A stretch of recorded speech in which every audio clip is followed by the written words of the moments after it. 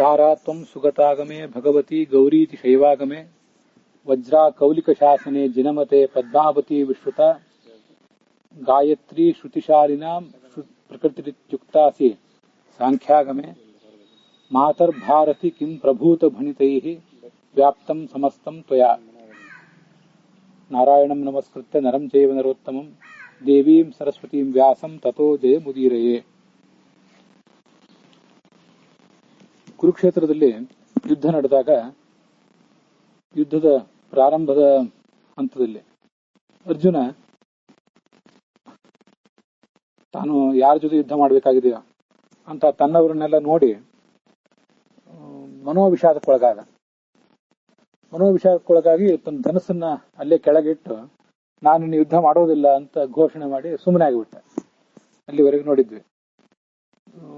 ಮನುಷ್ಯ ಸ್ವಭಾವ ಎಷ್ಟೆಷ್ಟು ದೌರ್ಬಲ್ಯಗಳಿಗೆ ಒಳಗಾಗ್ತದೆ ಅದನ್ನೆಲ್ಲ ತೋರಿಸುವಂತ ಒಂದು ಪ್ರಕರಣ ಇದು.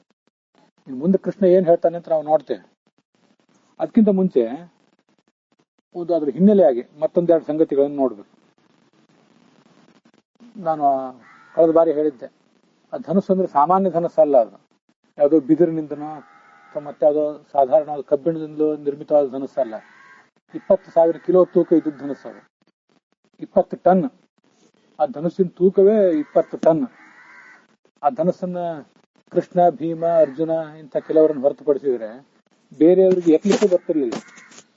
ಅಂತಹ ಧನುಸ್ಸನ್ನು ಎತ್ತಿ ಹೋರಾಟ ಮಾಡಿದವನು ಈಗಾಗಲೇ ತನ್ನ ಶಕ್ತಿ, ಮಾನಸಿಕ ಶಕ್ತಿ, ದೈಹಿಕ ಶಕ್ತಿಗಳನ್ನೆಲ್ಲ ಸಾಬೀತು ಮಾಡಿ ತೋರಿಸಿದವನು. ಅಂತವನ್ನ ಅದನ್ನ ಕೆಳಗಿಟ್ಟ. ಮತ್ತೆ ಈ ತರದ ಮನೋದೌರ್ಬಲ್ಯ, ಯುದ್ಧ ಮಾಡ್ಬೇಕೋ ಬೇಡೋ ಅಂತ ಅನ್ನೋದೆಲ್ಲ ಆ ಪಂಚಪಾಂಡವರಲ್ಲಿ ಅರ್ಜುನ ಮತ್ತು ಧರ್ಮರಾಜ ಇವರಿಗೆ ಹೊಸದೇನಲ್ಲ. ನಕುಲ ಸಹದೇವರು ಸ್ವಂತ ಅಭಿಪ್ರಾಯ ಏನು ಹೇಳ್ತಿರ್ಲಿಲ್ಲ. ಅಣ್ಣಂದ್ರೆ ಯಾವ ತರ ಹೇಳ್ತಾರೋ ಆ ತರ ಮಾಡ್ತಿದ್ರು. ಈ ಕುರುಕ್ಷೇತ್ರದ ಯುದ್ಧಕ್ಕಿಂತ ಪೂರ್ವಭಾವಿಯಾಗಿ ಇನ್ನು ಸೈನ್ಯಗಳನ್ನ ಸಿದ್ಧ ಮಾಡ್ಕೊಳ್ತಾ ಇರುವಂತ ಪ್ರಸಂಗಗಳಿಗೆ ಧರ್ಮರಾಜನಿಗಿಂತ ದೌರ್ಬಲ್ಯ ಬಂದಿತ್ತು. ಆವಾಗ್ಲೂ ಇದೇ ಪ್ರಶ್ನೆ, ಕಥಂಚ ವರ್ತಮಾನಾವೈ ಸ್ವಧರ್ಮಾನ್ನ ಚವೇಮಹಿ. ನಾವು ಇವತ್ತು ಯುದ್ಧ ಮಾಡ್ಬೇಕು ಅಂತ ಹೊರಟಿದ್ದೇವೆ. ಅವನು ಕೃಷ್ಣನ್ ಕೇಳಿದ. ಅಲ್ಲಿಯೂ ಕೃಷ್ಣ ಇದ್ದ, ಅರ್ಜುನ ಇದ್ದ, ಭೀಮಸೇನ ಇದ್ದ, ಉಳಿದ ಪಾಂಡವರು ಇದ್ರು. ನಾವು ನಮ್ಮ ಧರ್ಮಕ್ಕೆ ಚ್ಯುತಿ ತಂದುಕೋಬಾರ್ದು, ನಮ್ಮ ಧರ್ಮಕ್ಕೆ ಹಾನಿ ಆಗಬಾರ್ದು. ಹಾಗಾದ್ರೆ ಏನ್ ಮಾಡ್ಬೇಕು ಅದನ್ನ ಹೇಳು. ಕ್ಷಮಂ ಎನ್ನೋ ಮಹಾಬಾಹೋ ತತ್ ಬ್ರವೀಹಿ ಅವಿಚಾರಯನ್. ನೀನು ಯಾರ್ಯಾರ ಅಭಿಪ್ರಾಯ, ದುರ್ಯೋಧನ ಮೊದಲಾದವರೆಂಥವ್ರು, ನಮ್ಮವ್ರೆಂಥವ್ರು, ಧರ್ಮ ಏನು ಅಧರ್ಮ ಏನು ಎಲ್ಲ ತಿಳಿದವನು, ಅದನ್ನ ನೀನು ನಮಗೆ ಹೇಳ್ಬೇಕು. ಮತ್ತೆ ಈ ಯುದ್ಧ ಮಾಡಿದಾಗಲೂ ಕೂಡ ನಾವು ಗೆಲ್ಲುತ್ತೀವ, ಗೆಲ್ಲುವುದು ನಿಶ್ಚಿತನ? ಈಗ ಅವನಿಗೊಂದು ಸಂಶಯ ಇತ್ತು. ಅದೇನಾಗಿತ್ತಂದ್ರೆ, ಆಜ್ಞಾಪಿತೇ ತಥಾ ಯೋಗೆ, ಸೈನ್ಯಕ್ಕೆ ಇನ್ನು ಹೊರಡ್ರಿ ಅಂತ ಒಂದು ಕಮಾಂಡ್ ಮಾಡ್ತಾರಲ್ಲ, ಅಷ್ಟೆಲ್ಲ ಸಿದ್ಧ ಆಗಿತ್ತು. ಇನ್ನು ಹೊರಡ್ರಿ, ಕುರುಕ್ಷೇತ್ರದ ಕಡೆಗೆ ಹೊರಡಬೇಕು ಸೈನ್ಯ ಅಂತ ತೀರ್ಮಾನ ಆಗಿತ್ತು. ಆ ಸಂದರ್ಭದೊಳಗೆ ಅವಧ್ಯಾನಾಂ ವಧಂ ಪಶ್ಯನ್ ಧರ್ಮರಾಜೋ ಯುಧಿಷ್ಠಿರ. ನಮ್ಮ ಎದುರಿಗೆ ನಿಂತವರೆಲ್ಲ ಅವಧ್ಯರು. ನಾವು ಅವ್ರನ್ನ ಕೊಲ್ಲುವಂಥದ್ದಲ್ಲ. ನಮ್ಮ ಅಜ್ಜಂದ್ರು, ನಮ್ಮ ದೊಡ್ಡಪ್ಪಂದ್ರು, ಅಜ್ಜನ ಚಿಕ್ಕಪ್ಪಂದ್ರು, ದೊಡ್ಡಪ್ಪಂದ್ರು, ಮಕ್ಕಳಿಗೆ ಸಮಾನರಾದವರು, ಇಂಥವರೆಲ್ಲ ಇದ್ದಾರೆ. ಅವ್ರನ್ನೆಲ್ಲ ಕೊಲ್ಲೋದು ಹೇಗೆ? ವಿಶ್ವಸನ್ ಭೀಮಸೇನಂಚೆ ವಿಜಯಂಚೆ ಇದಮಬ್ರವೀತ್. ಅವನಿಗೆ ಒಂದ್ಸರಿ ನಿಟ್ಟುಸಿರು ಬಂತು ಅದನ್ನೆಲ್ಲ ನೋಡಿ. ಇಷ್ಟು ಜನ ಎಲ್ಲ ಸಾಯಬೇಕಲ್ಲ.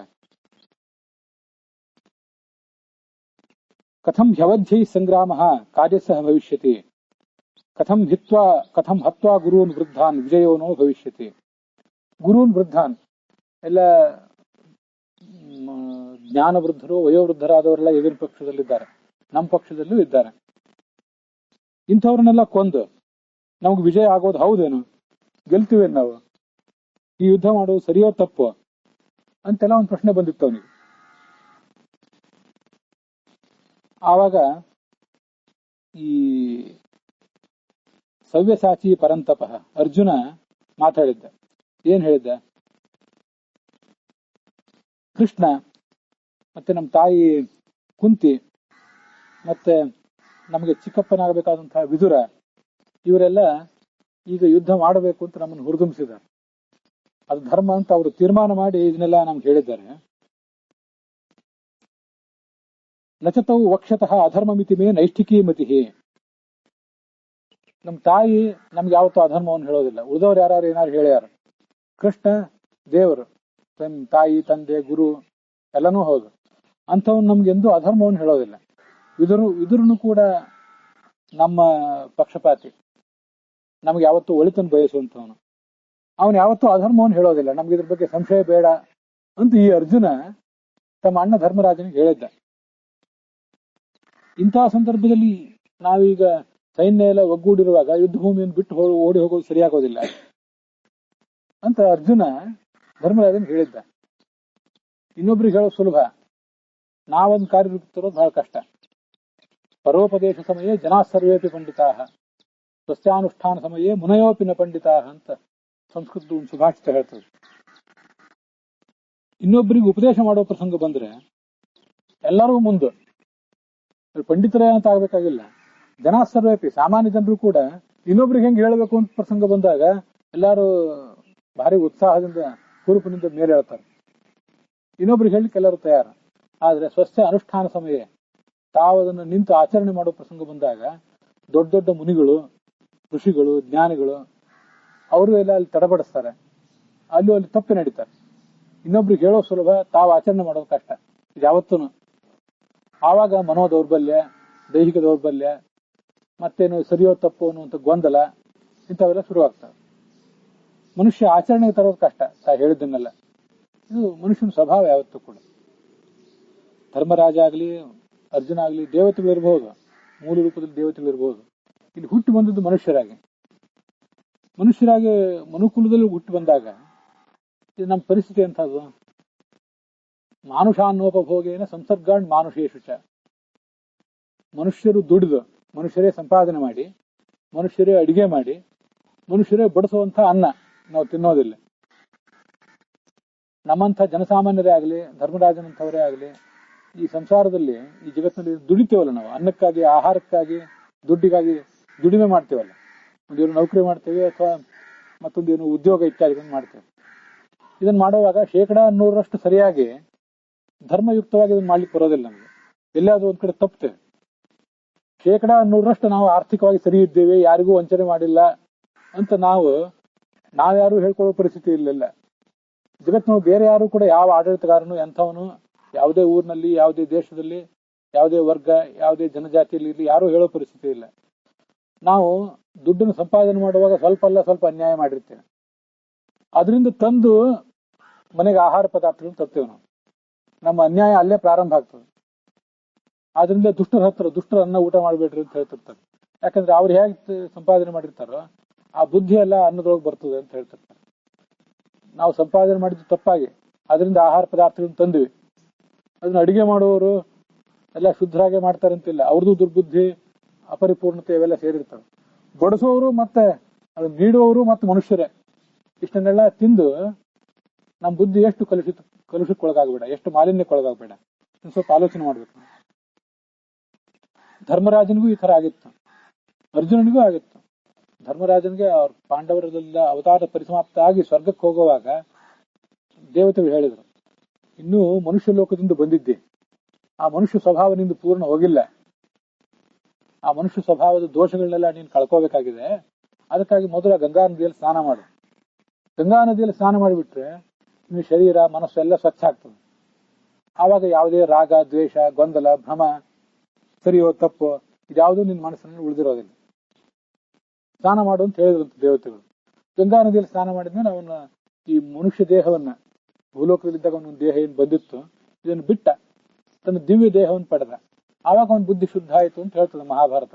ಅದ್ರ ಕೊನೆಗೆ ಧರ್ಮರಾಜ ಗಂಗಾ ನದಿಯಲ್ಲಿ ಸ್ನಾನ ಮಾಡಿದ. ಉಳಿದ ಪಾಂಡವರು ಮತ್ತು ನಾವು ಗಂಗಾ ನದಿಯಲ್ಲಿ ಸ್ನಾನ ಮಾಡ್ಬೇಕು, ಹೌದು ಇಲ್ಲ ಅಂತಲ್ಲ. ಅದಕ್ಕಿಂತ ಹೆಚ್ಚಾಗಿ ಭಗವದ್ಗೀತಾ ಅನ್ನುವಂಥ ಗಂಗಾ ನದಿಯಲ್ಲಿ ಸ್ನಾನ ಮಾಡ್ಬೇಕು.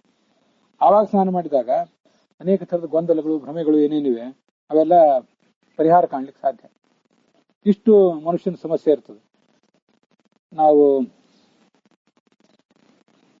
ಒಂದು ಅಕ್ಷೋಹಿಣಿ, 18 ಅಕ್ಷೋಹಿಣಿ ಸೈನ್ಯ ಅಲ್ಲಿ ಸೇರಿತ್ತು ಅಂತ ನೋಡಿದ್ವಿ. ಅಕ್ಷೋಹಿಣಿ ಅಂದ್ರೆ ಏನು, ಎಷ್ಟದು ಸೈನ್ಯ? ಒಟ್ಟು ಅಲ್ಲಿ ಕುರುಕ್ಷೇತ್ರ ಯುದ್ಧದಲ್ಲಿ 18 ದಿವಸ ಆದ ಬಳಿಕ ಸತ್ತವ್ರು ಎಷ್ಟು? ಅದನ್ನು ಒಂದ್ ಬಾರಿ ನೋಡ್ಬೇಕು. ಅದನ್ನೆಲ್ಲ ನೆನಪಿಸ್ಕೊಂಡು ಧರ್ಮರಾಜನಿಗೂ ಅರ್ಜುನನಿಗೂ ಭಯ ಆಗಿತ್ತು. ಒಂದು ಅಕ್ಷೋಹಿಣಿ ಅಂದ್ರೆ ಸೈನ್ಯದ ಒಂದು ಗುಂಪದು, ಬೆಟಾಲಿಯನ್ಗಳು ಅಂತ ಹಿಂಗೆಲ್ಲ ಇರ್ತಾವಲ್ಲ ಈಗಿನ ಕಾಲದಲ್ಲಿ, ಆ ಥರದೊಂದು ಗುಂಪದು. ಅಲ್ಲೇನಿತ್ತು, 21,870 ಆನೆಗಳು ಮತ್ತೆ ರಥಗಳು ಒಂದು ಅಕ್ಷೋಹಿಣಿಯಲ್ಲಿ ಇರಬೇಕಾದದ್ದು. 21,870 ಆನೆ, ಅಷ್ಟೇ ಸಂಖ್ಯೆಯೊಳಗೆ ರಥಗಳು, ಮತ್ತೆ 65,610 ಕುದುರೆಗಳು, ಮತ್ತೆ 1,09,350 ಕಾಲಾಳುಗಳು. ಭೂಸೈನ್ಯ ಅಂತ ಏನಿರ್ತಾರೆ, ಸೈನಿಕರು ಓಡಾಡ್ಕೊಂಡು ಯುದ್ಧ ಮಾಡ್ತಾರೆ. 1,09,350 ಕಾಲಾಳುಗಳು, ಇಷ್ಟು ಜನ ಇರ್ತಾರೆ. ಆ 21,870 ಆನೆಗಳು ಅಂತ ಆಗ್ತಾವಲ್ಲ, ಆ ಆನೆಗಳನ್ನ ಲೆಕ್ಕ ಹಾಕಿದ್ರೆ ಆನೆ ನಡೆಸುವಂತ ಮಹತ್ವ ಒಬ್ಬ ಇರ್ತಾನೆ, ಅವನ ಹಿಂದೆ ಕುತ್ಕೊಂಡಂತ ರಾಜನ ಮತ್ತೊಬ್ಬ ಯಾರೋ ಇರ್ತಾನೆ, ಒಬ್ಬ ದೊಡ್ಡ ಸೇನಾಪತಿಯೋ ಯಾರೋ ಒಬ್ಬ. ಅಂದ್ರೆ ಒಂದು ಆನೆ ಅಂದ್ರೆ ಅದಕ್ಕೆ ಇಬ್ಬರು ಮನುಷ್ಯರನ್ನು ಪರಿಗಣಿತಾ ಇರ್ತಾನೆ. ರಥ ಅಂದ್ರೆ ಒಬ್ಬ ಸಾರಥಿ ಇರ್ತಾನೆ, ಅದ್ರೊಳಗೆ ಯುದ್ಧ ಮಾಡುವವನೊಬ್ಬ ಇರ್ತಾನೆ. ಆಮೇಲೆ ಅವನಿಗೆ ಆ ಕಡೆ ಈ ಕಡೆ ಅವನಿಗೆ ಬೆಂಗಾವಲಾಗಿ ಇಬ್ರು ಇರ್ತಾರೆ, ಅವ್ರಿಗೆ ಚಕ್ರ ರಕ್ಷಕರು ಅಂತ ಕರೀತಾರೆ. ಧರ್ಮರಾಜನಿಗೆ ನಕುಲ ಸಹದೇವರೇ ಚಕ್ರ ರಕ್ಷಕರಾಗಿದ್ರು ಅಂತೆಲ್ಲ ಮುಂದೆ ಬರ್ತದೆ. ಆದ್ರಿಂದ ಒಂದು ರಥ ಅಂದ್ರೆ ಕನಿಷ್ಠ 4 ಜನ ಅಲ್ಲಿ ಪರಿಗಣಿತರು. ಕುದುರೆ ಅಂದ್ರೆ ಕುದುರೆ ಮೇಲೆ ಒಬ್ಬ ಮನುಷ್ಯ, ಇದು ನಮ್ಗೆ ಗೊತ್ತಿದ್ದೇ ಇದೆ. ಕಾಲಾಳುಗಳು, ಇದನ್ನೆಲ್ಲ ಸೇರಿಸಿ ಲೆಕ್ಕ ಹಾಕಿದರೆ ಸರಿಸುಮಾರು 50-60 ಲಕ್ಷ ಜನ ಕುರುಕ್ಷೇತ್ರದ ಯುದ್ಧದಲ್ಲಿ ಕೊನೆ ಹೊತ್ತಿಗೆ ಸತ್ತೋಗಿದ್ರು. 60 ಲಕ್ಷ ಜನ. ಇದು ಇಷ್ಟು ಜನ ಹೀಗೆ ಸಾಯ್ತಾರಲ್ಲ ಅಂತ ಅನ್ನೋದನ್ನ ಆ ಧರ್ಮರಾಜ ಅರ್ಜುನ ಇವರು ನೋಡಿ ಗೊಂದಲಕ್ಕೊಳಗಾಗಿದ್ರು. ವಸ್ತುತಃ ಅದೇನು ಬಹಳ ದೊಡ್ಡ ಸಂಖ್ಯೆ ಏನಲ್ಲ, 18 ಅಕ್ಷೋಹಿಣಿ, ಕೌರವ್ರ ಕಡೆ 11, ಪಾಂಡವ್ರ ಕಡೆ 8, 7 ಅಂದ್ರೆ ಅದೇನು ದೊಡ್ಡದೇ ಸಂಖ್ಯೆ ದೃಷ್ಟಿಯಿಂದ ಬಹಳ ದೊಡ್ಡದೇನಲ್ಲ. ಯಾಕೆಂದ್ರೆ ಕೃಷ್ಣ ಕಂಸನನ್ನು ಕೊಂದಿದ್ನಲ್ಲ, ಕಂಸನ ಮಾವ ಜರಾಸಂಧ ಅಂತ ಒಬ್ಬ ಇದ್ದ. ಆ ಜರಾಸಂಧ ಈ ನನ್ನ ಅಳಿಯ ಕಂಸನನ್ನು ಈ ಕೃಷ್ಣ ಕೊಂದಲ್ಲ ಅಂತ ಕೃಷ್ಣ ಮೇಲೆ ದಂಡೆತ್ತಿ ಬಂದಿದ್ದ. ಅವನ ಹತ್ರ 23 ಅಕ್ಷೋಹಿಣಿ ಸೈನ್ಯ ಇತ್ತು. ಬಹಳ ಹಿಂದೆನೆ, ಕೃಷ್ಣ ಇನ್ನೂ 10-12 ವಯಸ್ಸಿನೊಳಗಿದ್ದಾಗಲೇ 23 ಅಕ್ಷೋಹಿಣಿ ಸೈನ್ಯ ತಗೊಂಡು ಆ ಜರಾಸಂಧ ಕೃಷ್ಣ ಮೇಲೆ ದಂಡೆತ್ತಿ ಬಂದಿದ್ದ. ಆ 23 ಅಕ್ಷೋಹಿಣಿ ಸೈನ್ಯವನ್ನೆಲ್ಲ ಕೃಷ್ಣ, ಬಲರಾಮ, ಅವನ ಸಹವರ್ತಿಗಳೆಲ್ಲ ಸೇರಿ ನಿರ್ನಾಮ ಮಾಡಿದ. ಸಂಖ್ಯೆಯ ದೃಷ್ಟಿಯಿಂದ 23 ದೊಡ್ಡದು. ಇನ್ನೊಬ್ಬ ಕಾಲಯವನ ಅಂತಿದ್ದ, ಜರಾಸಂಧನ ಅನುಯಾಯಿ ಅವನು ಈ 18, 23 ಇದೆಲ್ಲಕ್ಕಿಂತ 10-20 ಪಟ್ಟು ಹೆಚ್ಚಿನ ಸೈನ್ಯ ತಗೊಂಡು ಬಂದಿದ್ದ. ಯವನ ದೇಶದಿಂದ ಬಂದಿದ್ದ ಅವನು, ವಾಯವ್ಯ ಭೂಭಾಗದಿಂದ. ಯವನ ಅವನ ಸೈನ್ಯವನ್ನು ಕೃಷ್ಣ ನಾಶ ಮಾಡಿದ್ದ. ಸಂಖ್ಯೆಯ ದೃಷ್ಟಿಯಿಂದ ಈ 18 ಅನ್ನೋದು ಬಹಳ ದೊಡ್ಡದೇನಲ್ಲ. ಆದ್ರೆ ಇದು ಯಾಕೆ ದೊಡ್ಡದಾಯ್ತು ಅಂದ್ರೆ ಇದು ನಿರ್ಣಾಯಕ ಯುದ್ಧ. ದ್ವಾಪರ ಯುಗದ ಕೊನೆಯೊಳಗೆ ಕಲಿಯುಗದ ಆರಂಭದ ಹಂತದಲ್ಲಿ ಇದು ನಿರ್ಣಾಯಕ ಯುದ್ಧ. ನಿರ್ಣಾಯಕ ಯುದ್ಧ ಆದ್ರಿಂದ ಇದು ಮಹತ್ವದ ಅಷ್ಟೇ. ಸಂಖ್ಯೆಯ ದೃಷ್ಟಿಯಿಂದ ಬಹಳ ದೊಡ್ಡದೇನಲ್ಲ ಇದು. ಯಾಕಂದ್ರೆ ಒಂದು ಕಡೆ ದುರ್ಯೋಧನ ಇದ್ದ. ಆ ದುರ್ಯೋಧನ ಕಲಿ, ಎಲ್ಲರ ಮನಸ್ಸನ್ನು ಕೂಡ ಗೊಂದಲಕ್ಕೆ, ಎಲ್ಲರ ಮನಸ್ಸನ್ನು ಹಾಳು ಮಾಡುವವನು. ಕಲಿ ಅಂದ್ರೆ ಜಗಳ ಅಂತಾನೂ ಅರ್ಥ. ತಾನು ಸ್ವಯಂ ಜಗಳ ಮಾಡುವವನು. ಕಲಿಯುಗದಲ್ಲಿ ಏನೇ ಜಗಳ, ವ್ಯಾಜ್ಯ, ತಂಟೆ, ತಕರಾರು ಆದ್ರೆ ಎಲ್ಲದಕ್ಕೂ ಕಲಿಯೇ ಮೂಲ. ಮತ್ತೆ ದ್ವಾಪರ ಅಂತ ಏನಿದ್ರೆ ಅವನಕ್ಕಿಂತ ಹಿಂದಿನವನು, ಅವನೇ ಆ ಶಕುನಿ. ಅವನು ಎಲ್ಲಾ ತರದ ಗೊಂದಲಗಳನ್ನು, ಸರಿಯೋ ತಪ್ಪೋ ಅನ್ನುವಂಥ ಗೊಂದಲಗಳನ್ನು ಮೂಡಿಸುವವನೇ ಅವನು. ಆದ್ರಿಂದ ದುರ್ಯೋಧನ ಪಕ್ಷದಲ್ಲಿ ಮುಖ್ಯನಾಗಿ ಕಲಿ ಇದ್ದ, ಕೌರವರ ಪಕ್ಷದಲ್ಲಿ ಕಲಿ ಇದ್ದ. ಪಾಂಡವರ ಪಕ್ಷದಲ್ಲಿ ಉಳಿದವರೆಲ್ಲ ಇದ್ರು. ಭೀಮಸೇನ ಇದ್ದ. ಅವನು ಭೀಮಸೇನ ಅಂದ್ರೆ ಹಿಂದೆ ಹನುಮಂತ ಆಗಿದ್ದವ, ನಮ್ಗೆ ಗೊತ್ತಿದೆ. ಅವನು ಧರ್ಮದ ಪ್ರತೀಕ. ಭೀಮಸೇನ ಧರ್ಮದ ಪ್ರತೀಕ, ದುರ್ಯೋಧನ ಅಧರ್ಮದ ಪ್ರತೀಕ. ಸಂಶಯ ಯಾರಿಗೆ ಬಂದಿತ್ತು, ಯುದ್ಧ ಮಾಡ್ಬೇಕೋ ಬೇಡ ಒಂದು ಸಂಶಯ ಯಾರಿಗೆ ಬಂದಿತ್ತು ಅನ್ನೋದಂತೆ ಧರ್ಮರಾಜನಿಗೆ ಬಂದಿತ್ತು, ಅರ್ಜುನನಿಗೆ ಬಂದಿತ್ತು. ಭೀಮಸೇನಿಗೆಂದು ಸಂಶಯ ಬರ್ತಿರ್ಲಿಲ್ಲ. ನಮಗೆ ಮಹಾಭಾರತ ನೋಡಿದ್ರೆ ಭೀಮಸೇನ ತುಂಬಾ ಒರಟಾದಂತ, ಹುಂಬತನದ ಸ್ವಭಾವ ಇದ್ದಂತ ವ್ಯಕ್ತಿ ಏನೋ ಅಂತ ಕಾಣಿಸ್ತದೆ. ಹಾಗೇನಲ್ಲ, ಅವನಿಗೆ ಆತ್ಮವಿಶ್ವಾಸ ಇತ್ತು ಆ ತರ. ಆದ್ರೆ ಅವನಿಗೆ ಯಾವತ್ತು ಸರಿ ಯಾವುದು ತಪ್ಪು ಯಾವುದು ಅನ್ನೋದ್ರ ಬಗ್ಗೆ ಗೊಂದಲ ಬರ್ತಿರ್ಲಿಲ್ಲ. ಅದಕ್ಕಾಗಿ ನಾವು ಹನುಮಂತನ ಗುಡಿಗಳನ್ನ ಇಡೀ ದೇಶಾದ್ಯಂತ ಕಟ್ಟಿ ಪೂಜಾ ಮಾಡ್ತೇವೆ. ಆ ಒಂದು ದೈಹಿಕ ಬಲ, ಆ ಮಾನಸಿಕ ಬಲ, ಆ ದಾರ್ಢ್ಯ, ಸ್ಥಿರತೆ ಅದು ನಾವು ಬರಲಿ ಅಂತ. ಅರ್ಜುನನ ಗುಡಿ, ಧರ್ಮರಾಜನ ಗುಡಿ ಯಾರು ಕಟ್ಟಿ ಪೂಜೆ ಮಾಡೋದಿಲ್ಲ. ದೊಡ್ಡ ದೇವತೆಗಳು ಅದಲ್ಲ ಅಂತಲ್ಲ. ಆದ್ರೆ ಧರ್ಮ, ಸ್ಥಿರತೆ, ಬಲ, ದೈಹಿಕ ಬಲ, ಮಾನಸಿಕ ಬಲದ ಪ್ರತೀಕ ಭೀಮಸೇನ. ಒಂದ್ ಕಡೆ ಧರ್ಮದ ಪ್ರತೀಕನಾಗಿ ಭೀಮಸೇನ, ಮತ್ತೊಂದ್ ಕಡೆ ಅಧರ್ಮದ ಪ್ರತೀಕನಾಗಿ ದುರ್ಯೋಧನ ಇದ್ದಿದ್ದರಿಂದ ಇದು ನಿರ್ಣಾಯಕ ಯುದ್ಧ. ಸಂಖ್ಯೆಯ ದೃಷ್ಟಿಯಿಂದ ಬಹಳ ದೊಡ್ಡ ಯುದ್ಧ ಏನು ಅಲ್ಲ ಇದು ನಮ್ಗೆ ಗೊತ್ತಿರ್ಬೇಕು. ಅಂಥ ಯುದ್ಧದಲ್ಲಿ ಕೈ ಚೆಲ್ಲಿ ಕೂತ್ಬಿಟ್ಟ. 20 ಟನ್ ತೂಕದ ಗಾಂಡೀವ ಧನಸ್ಸನ್ನ ಕೆಳಗಿಟ್ಟು ನನಗಿನ್ ಯುದ್ಧ ಬೇಡ ಅಂತ ಅವ್ನು ಕೂತ್ಬಿಟ್ಟ. ಆಗ ಅಶ್ರುಪೂರ್ಣಾಕುಲೇಕ್ಷಣ 2ನೇ ಅಧ್ಯಾಯ, ಕಣ್ಣೊಳಗೆ ನೀರು ಸುರಿತಿತ್ತು ಅವನಿಗೆ. ಅವನನ್ನು ಧರ್ಮರಾಜ ಈ ಕೃಷ್ಣ ನೋಡಿದ. ಕೃಷ್ಣ ನೋಡಿ ಅವನಿಗೆ ಸಮಾಧಾನ ಹೇಳಲಿಕ್ಕೆ ತೊಡಗಿದ. ಏನ್ ಸಮಾಧಾನ ಹೇಳಲಿಕ್ಕೆ ತೊಡಗಿದ ಅಂತ ಅನ್ನೋದನ್ನ ಮುಂದೆ ನೋಡೋಣ.